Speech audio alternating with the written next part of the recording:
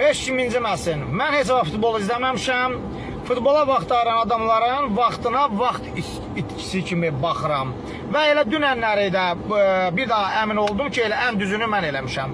Yazıq Qurban Qurbanov yerin 150 metr dərinliyindən Azərbaycan futbolunu qaldırdı Azərbaycanın başının üstünə. İndi dünənləri ya zəlzələdən ya bəlbələdən qarşı tərəf daha güclü olub. Uduzmuşuq, Qarabağ uduzub, çox təəssüf hissi ilə qeyd edirəm. Amma Qurban Qurbanovun bu boyda əziyyətin vurdular yerə, elədilər parça-parça.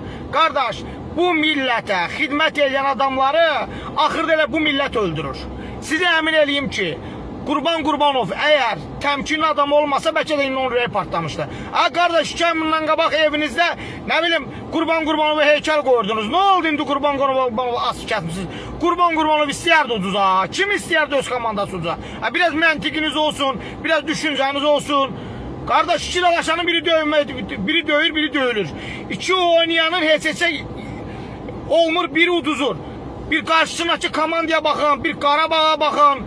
Bir həqiqətən də mən dəhşət içindəyəm. Yəni bir ay, 2 ay ərzində adamın əməyini necə yerə vura bilərsiniz? Hörmət elədiyim blogerlər, jurnalistlər Qurban Qurbanova asıb kəsirlər ki, Qarabağ niyə uduzdu, belə oldu, elə oldu. Yenə deyirəm, mən futbola baxan deyiləm. Mən futbola olması xəbərini tənqidlərdən görmüşəm. Amma adamın bir vicdanı olar da.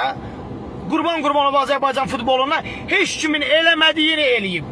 Kiminsə bacarmadığını eləyib. Gəlin, olmayın Qurban.